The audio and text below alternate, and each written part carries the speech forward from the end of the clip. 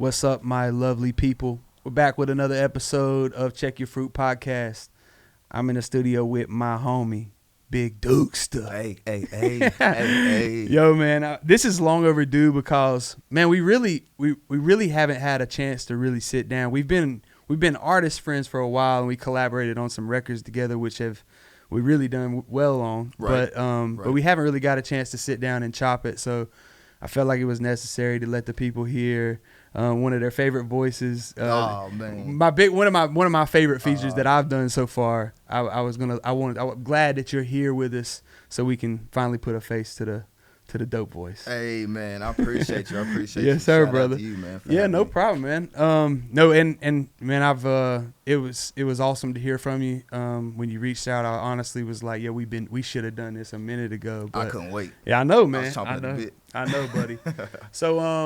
So tell us a little bit about who you are and where you're from, man. Where'd you grow up at? Right, Dukesta, man. So I was born in Asheville, Mm-hmm. right? I was there till I was like 7 years old, and then I moved to Marion. Gotcha. I moved to Marion. I was there from 7 to like 17 years old, Mm, and then I moved to Morganton. Gotcha. Morganton led to graduation. nice. And then I took off, went to college, Okay. and did the thing. So I'd say I'm from Marion. Anywhere I go, I say I'm from Marion. But Yeah. all those places Yeah. hold stake in Yeah, it's who I am 828 today. regardless, For ain't sure, it? For sure. Yeah, man, that's awesome. So you went to McDowell High School for a little while, Right. And then then you went to Freedom for your Transferred to last Freedom. year. Yep. Okay, transferred okay. to Freedom, which I back and forth a little bit Yeah. between semesters, between my sophomore and junior year. But Yeah. I ended up leaving McDowell my junior year and Yeah. then going to Freedom for my senior year. Yo, did we ever graduating. play each other in ball, or were you way younger than I me? think I What was year way- did you graduate? I was 2010. Okay. 2000. Okay, I graduated in 08, but for some So- reason remember you. Did you play with Petey Halsley I played under him. and R.I.P. Buggy. Buggy? Yeah, Shout out to us. my Shout out man, to us, bro. man. That I Shout out to didn't us. right until right now. I did not Hey, know it's- that you had that on your That's shirt, bro. perfect That's timing. crazy, That's man. authentic right there. That Yo, reaction. to be honest with you, man, yeah, Buggy was we kind of were rivals in the sense that this joker had it locked in Marion at East McDowell, brother. He was the man. So we had a 15-0 basketball season at Heritage whenever we played this dude, but he made it tough on us every single Word. time we stepped on the court. That dude was something special. So that's another one from Marion, man. You guys the rep. You goat. out here repping, bro. The GOAT, bro. I had to put him on.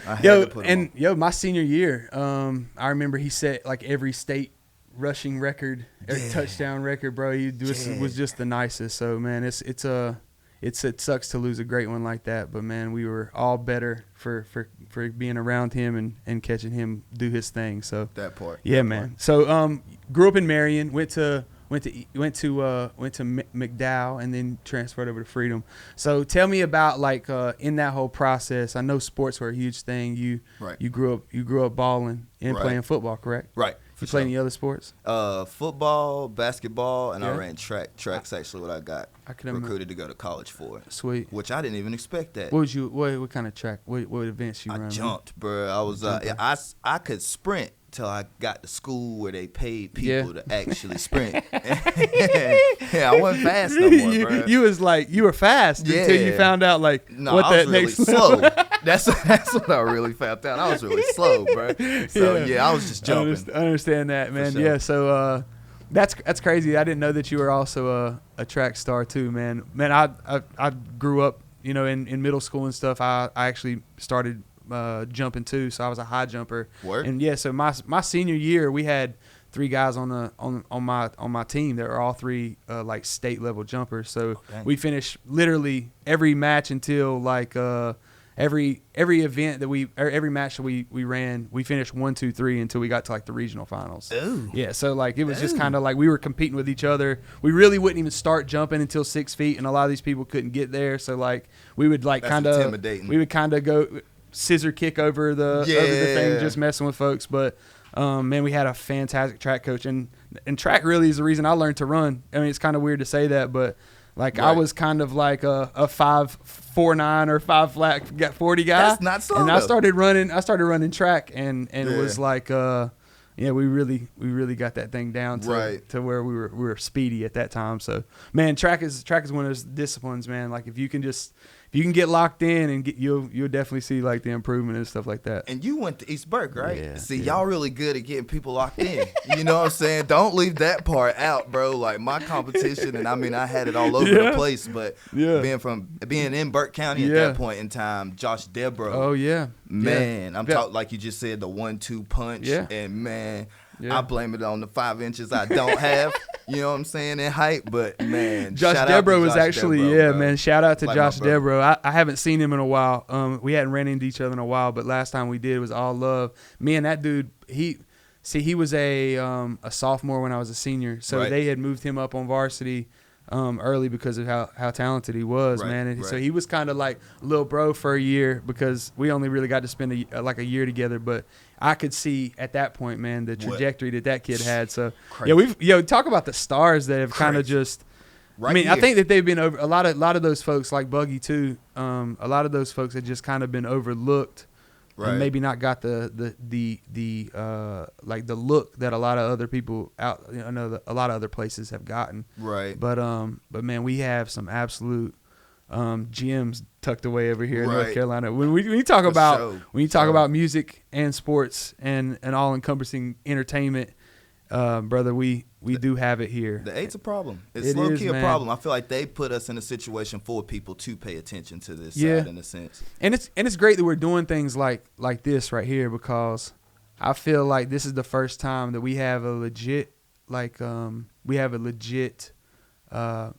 chance to do something to where we can kind of touch the world. Right. Let them know what's here. Sure. We all kind of know. We all have that understanding being from here, like what's tucked away here, but for sure. I'm ready to shake the room a little bit. Right, you know what I'm saying? Right. And I see dudes like yourself and like my brother Chris John and there's a bunch of others, bro. But I see folks like that are grinding, and that always really makes me feel proud to be from here. So for sure. Yeah, man. So early music influences. So when did you start? Like when did you develop your skill? Like where did you learn, like, or when did you fall in love with this thing, and how did it all kind of get started for you as far as the music is concerned? Man, so going back a little bit to Buggy, Buggy is my next door neighbor. Wow. And I had one of them pops, like my dad was like the neighborhood dad, the community dad. So all the games and fun stuff would happen like there on our road, you know what I'm saying? And everybody around the whole entire neighborhood was just always at our house doing something, bro. Whether it's tag, it was football, it was whatever. So like we just loved being around each other. Back then, that's how we practiced outside of practice and sports and all that stuff. But just having fun with the bros at that point in time, really, man, just trying to be funny. We'd all been exposed to rap, and a couple people older than us understood how to rhyme and put words together. So literally, bro, we had one of them old school, like, you remember voicemail machines. Yeah. You know what I'm saying? And you would press the button and voicemail was your studio? Yeah, bro. It was a joke. It literally was a joke. That's sick, though. One night, we just hit the button, you know what I'm saying? Just recording each other, man. And my whole entire thing at that point was to make people laugh. It wasn't to be a lyricist and I succeeded. Yeah, that's great. In that moment, it was like, whoa, like, I was able to captivate. Yeah. And I seen it a whole different way than what it actually was. Absolutely. Which kind of started the snowball. Yeah, man. That's crazy because that's very similar as far as you seen that it was like that it was something that made people laugh and you could kind of like that gave you a certain kind of feeling. Right. That is exactly the way that I describe how it happened for me too. It wasn't like Chris John, Jeff Vaughn, both very good. Like we were very, very close at one point in time. We still are to this day, but that's the guys that I started with. So they had started taking it serious, and they gave me the shot to like almost the same as you, just because it was like it wasn't really this at the time. This wasn't something that I was like planning on taking serious, but they allowed me to have that experience, and they were both so happy and excited about it that I was like, wait, can I do this? You know what I'm saying? Real talk. That's how I feel, bro. Can I really do this? Yeah. So knowing that like it was laughter that made you do that, and one other thing that was really cool about that, I've been me and my whole entire family actually have been kind of locked into this new artist that we found. He's not new, but his name's Tizo Touchdown. Do you know who that is? I think I've seen that name before. So if you haven't, Google him, man, because like it's stuff that I don't mind my kids listening to. There's like literally no cussing in it, but it's all stuff that sounds like it. You really don't know what genre to put it in. But one thing he said in an interview that was sick that I was watching is like, he made all this music. He makes it for his group chat, right? And so like he makes it for this small group of people, and they all just kind of pick through and decide like what is good, what has, because there's a little bit of comedy involved in it all. So like he's saying that some of the best songs that he's ever created were just for the group chat. Right. And they just live in there because, and I think that we really are as artists. I think that, and I'll wrap it up, but as artists, I think that we love that response from people as much as we do any type of celebrity or Grammy or anything can give you. That response is like as important to me as anything that I do, and really, to see people move in my situation, to move people just an inch closer to the Lord that response to me is worth all the efforts. Go into it, man, sure. That's a beautiful way to get started into the game is by by seeing people's emotions captured by it. Yeah, really. So okay, you have that situation on that you're kind of playing around with on the voicemail. Right. You guys are kind of just trying to find yourself as far as like just having fun with your friends. So tell me about the first time like you decided like, okay, I know a producer or whatever the case may be. You tell me like how was the first time that you like decided that, hey, I'm gonna try this, and what did that look like to you? Man, it's so many. It's an assortment of different things. Like shortly after the voicemail thing, my brothers who really got me to pay it attention. Yeah. And my dad was kind of filtering in the music we were hearing at that point in time, which was kind of creating how we were and attacking it. Yeah. And my dad was big on lyrics, which rubbed off on my brother, which rubbed off on me. So we were big on punchlines and oohs and ahs, like how how do you have the time or how do you even think to say that? That was crazy. You just said that. Yeah, man. So that was the focus of everything, and I didn't even realize what we were doing, but every night, man, we would rush to get our homework done, and then we would rush to a CD player with like 5 discs in it, all instrumentals. And I'm for 3-4 hours, that's all we're doing till we go to sleep. Wow. Every day. And to us, it was the fun of getting to joust with each other and see each other's reactions to those oohs and ahs. Were a lot of those like diss tracks back and forth? Or not even. I think subliminally it was because the competitive nature of trying to be the best lyricist. But we would finish each other's stanzas to let each other know we were there with each other. We would ad-lib each other to let each other know we were there as a support system more so than a competitor. And that sharpened us for when we got around competitors because we had been jousting with each other on just punchlines and lyrics for years. That's sick. Bro. Right, that's a dope thing to have early on, especially because like a lot of folks, they don't have like the support system like you were talking about. It's more like you've got to get it out of the mud. It's got to be you against the world. A lot of times that's the kind of portrait that rap has painted, is like that you gotta have nobody has, or that you can do it that way, and that's almost impossible, bro. I ain't even gonna lie. But like to know that you had some like a group of folks that was like y'all were like each other's hype, man. Like that's a dope situation. That's how we looked at it. Yeah, man. Sure. That's sick. So what were like what was like your favorite artist like in high school, middle school? Like who were the people that now when you look back like I got influence from them. Right. Who was that? With them, like I say, the punchlining thing, we started out with freestyle artists at first, so it was a whole bunch of Reed Dollars and Cassidy and Murder Mook and Meek, but early Meek. And then it turned into the mainstreamers that displayed the same capabilities. And that's when we started paying attention to Wayne. Eminem was huge on M. Right. I branched off on people like Lloyd Banks. Dukesta and Fab. So I was always paying attention to like who's doing lyrically, the power punchline artists of those time periods. And you'd have people that I know didn't do that I would love when they did it, because it wasn't something in their bag, like a Jeezy, like a 50 Cent. Oh yeah. But that was always the thing for us, was the oohs and ahs. How can we make somebody trip out that these words was even processed and able to be put down and understood? Oh yeah, that's powerful, bro. Because I think that when I hear certain people, I can kind of tell like who are their influences. You know what I'm saying? Right. Like, there's certain guys that I hear, especially locally, that I'm like, I wish they would have had like more influences. Right. I ain't gonna say. But every time I've heard you, when I hear you, I think like, bro, this guy is probably.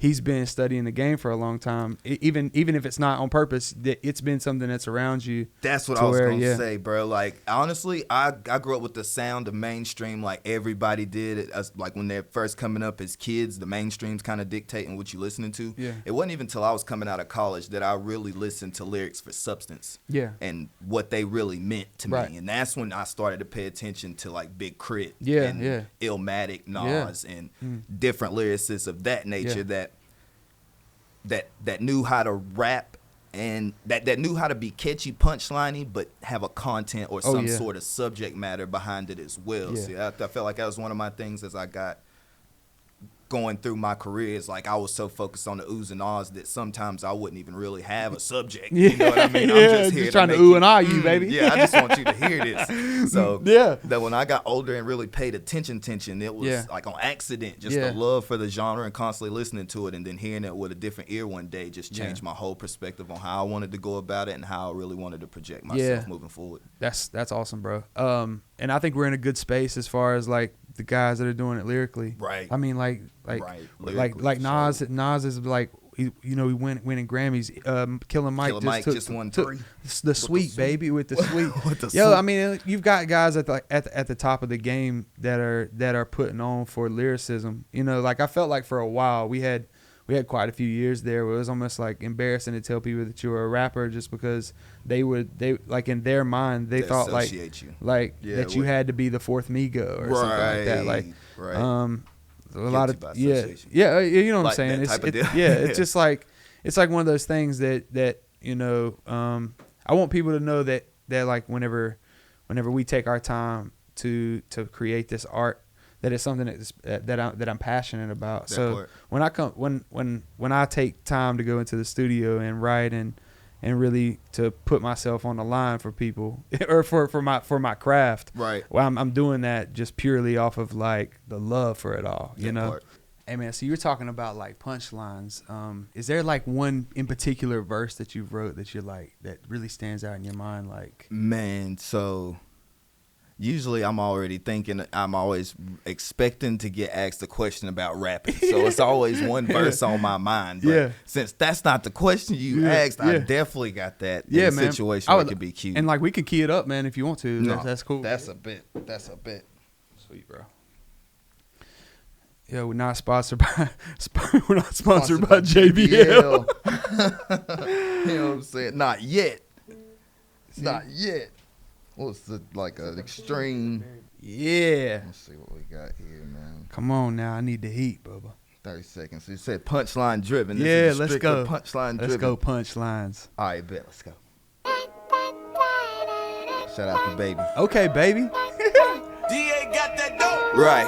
If he say he a pit, I'm a pit too. He a pit, but Mike Vick with a pick duke. Off the books ain't a script I'ma stick to. Rolling Stone tryna see what the lick do. Man, that girl out of pocket like Minshew. Cop the drip, make it splash like a swimsuit. Watch the bean give a life, it's a sensu. Not to mention your crush on the menu. Hit the booth in the beat in the cemetery. On the road with a flow cold as Ben and Jerry. Homie grew up to pull up like Singletary. In the back and all black like it's February. Pain in the game with no commentary. Either pussy or snitching, they Tom and Jerry. Only way you can win if it's voluntary. You a fraud, pull your car like it's solitary. Only gon' talk if it's monetary. Word to my kids, I'ma get a ticket. I'm on a one-way from Monday to Sunday. Got niggas' attention like church's chicken. Got the Prezi, I'm on my Obama mission. It's a long way between me and competition. Gemini man with the proposition, so it's ashes to ashes for opposition. Stacking my lap like a composition. I'ma just stop that there, man. I ain't even realized. Boy. how That's much what's my up, old man. side was tied to that record. I didn't even realize boy. that. You get in that zone and just go. Sometimes you get in that zone and just Man, go, bro. I'm telling you, bro. Went off on that. So what is that? Is that old? That's old, bro. How old? Like 3 years old at this point. What project is that on so folks can go get that? Cause that I ain't even. nah. I think that is on SoundCloud YouTube or something. I think that's on YouTube. Yeah, bro. We know that one came out. We stole that one. Yeah, that one had to come out. There was no way I didn't let that one come out. Man. Yeah, I did that one. Yo, sometimes I hear songs, man. I have one that we're getting ready to put out here in the next little bit that I heard the song and I was like, man, they didn't really do that justice. Let me go ahead and do what they should have did. Look, hold on to that for a minute. I was trolling the baby when I did that, bro, because this was like right in the middle of his peak, you know what I'm saying? So I just went on this wave where I'm like, every beat he's ever been on, it's mine now. I'm about to get on every beat he's ever been on. We're just talking about 828 needs shine, baby. Yeah, we gotta do what it takes. Yeah, man, we're gonna take it from you if you don't give it to us. We gotta do what it takes. Kick in that dough if we need to. So here we are, 2024. I would need to know, like, what's your big plans for this year? What do you got around the corner that you're dropping? Tell us about projects that's coming out. Anything that you got that you want to tell the folks, like, hey, be on the lookout for that. Right. Well, first I'm gonna say I'm sorry. Like, I done got stopped by so many people and asked the same question so many times, and I love it because that means people are actually listening. You know what I'm saying? They anticipate, and I'm sorry for, you know what I'm saying, how much volume was not there last year. And with that being said, I promise to be 10 times better this year. Now, the thing with an artist sometimes, you know, is direction. And I try to be more strategically sound when it comes to putting stuff out, because I dig that we're in this era of consistency and a hasty manner of how people put music out. But in my mind, I don't want to get to a point where I'm saying the same thing because I'm putting stuff out so repetitively.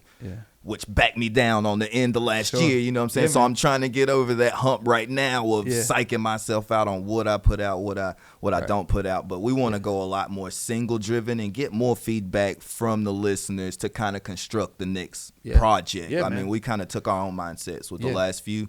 So I thought it'd be really cool to kind of throw songs out there, try different stuff, work with different people, bring old features back, and develop more of an anticipation for the next thing that we do, for sure. That's a fantastic thing to hear you say, because I think that if there's a lot of artists out there, and I've fell victim to it multiple times, but we are creatives, and we have, you know, and I feel like God has inspired me to do these things as far as like what I'm writing and what I'm constructing and the message that I'm trying to deliver.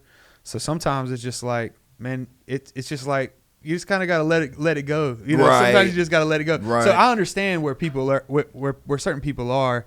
I mean, I've put out albums that really had no business to put them out, but just for the fact that I want this to stay as these things are, I want these to be put together for life. And I want it to exist as a body. So, I mean, as the art form, I understand like that when you get something done, you want it to be given to the world, but strategic thing in these days are, let's just pump out these singles, let's get the algorithms hot, so when we drop the big thing that everybody's ready to go. So I love to hear you say that, and just I would, and me too, man. I think that the biggest thing for us as indie artists is just staying consistent, just heating up that algorithm, keeping it going, man. And man, our fan base is and I can speak for you too, man. A lot more loyal than we like to think. It's so a blessing. To now to be able to see, like, I can go on my Spotify for artists or whatever and see like where my numbers are coming from, and to just see that, you know, my area is still doing a really good job of playing my stuff, and I know that's encouraging to yourself too. Very much so. Yeah, man.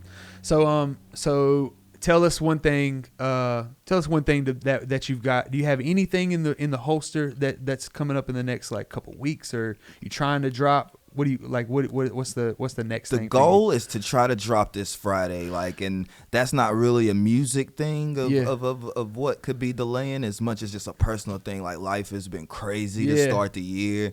Like, downs and ups, more downs than ups, and it's just, my head's been kind of turned away from things, but I'm kind of pulling it back, and I honestly feel like I was in a writer's slump right before the beginning of the year kicked off, and these events that have took place to start the year have kind of woke me up to kind of get back to what I was doing.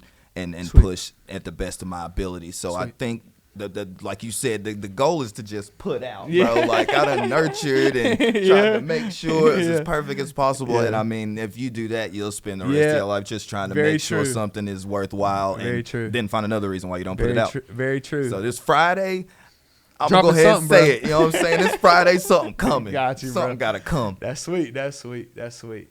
So to tell us, you're a father.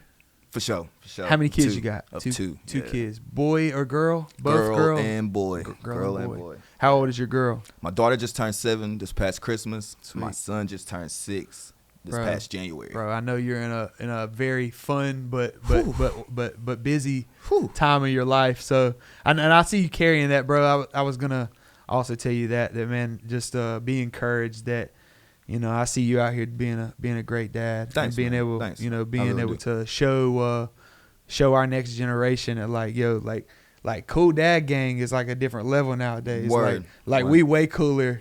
Then we cooler than being rappers. You know what I'm saying? Deuce don't get the love You know that what Duke I'm the dad get. You know what I'm saying? I know. My son think the same way, and For my sure. daughter does too. But I think that, you know, that's a huge responsibility when we're able to be the person at home that that they need, and, Right. and things just work out, bro. For sure. So I will applaud you for being a great dad, man, and, Thanks, and man. seeing you out here and putting your work in. All right, so you know, we talked about your musical influences and things of that nature, man.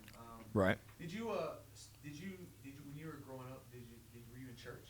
Like, did your family have you in church? Not necessarily in Marion. Like, so my dad was in Marion. My mom was in Charlotte. Anytime Okay. I went to my mom's house, there were different times that I would go to church with my Yeah. mom's side of the family. But it wasn't something like that. We did every weekend. Yeah, yeah. You know, or was a part of. Sure. I went to a few Bible studies and stuff like that. I think I went to it the most when I was going to middle school and high school, and my Yeah. best friend, I tagged along with him and actually Sweet. went up here in Marion to That's New nice. Manor Baptist. Okay, Pretty dope. much a good while I was down there. So That's that sweet, was man. pretty cool. That's awesome. So like, so you have like a group of dudes right now that are like that are solid in your life that kind of help you out along that way. Like, For sure. Okay, dope. So like, man, I always ask folks because, that's another thing I think as men. This is across the board, black, white, Hispanic, whatever color you are. Right. I think a lot of times as men, bro, we carry these burdens, and the burdens that life throw us, we try to carry all that by ourselves. So I always encourage folks, especially my friends, to that if it's not me, that find a group of dudes that are rocking with the Lord, Right. and that really will go pray for you, and, you know, push come to shove, they do whatever is necessary to help you out. So For sure. I always know that you can that I'm right down the mountain or right across Right across the town. street. That Right, if man. you ever need me or like anything like that, bro, that we here for you. So I would say that, you know, he been on my projects, so Right. I know what the faith is actually like, man. I've heard him express himself on tracks. We've had a couple different conversations. I know where you stand, Yes, sir. with your faith. So I will tell you this, man. I'm praying for you. If nobody else is, just know that, like, I'm praying for you. Man, so I know. appreciate that. No, I ain't even No, I gonna know, lie, man. man. But I appreciate want to that. see you. I want to see you take it to the next level. And this isn't just for the cameras, bro. Like, Same. I think that we need to tell each other, you know, we need to give each other our flowers while we still around. Like, Right. you know, too many times we like, that was my dude. Like, but how often did you tell him that? Yeah, so exactly. I wanted, you know, publicly, I wanted it to be known that I'm pulling for you, and I want to see you, you know, break through to the next level. Appreciate it, bro. Yes, sir. Same, Yes, same sir. vice versa, Yes, sir. for sure. Yes, sir. So we're gonna get up out of here. We really do appreciate you watching, tuning in. This is my homie Dukesta, and he coming. He said he got something Friday, so stay tuned. Love you. Peace.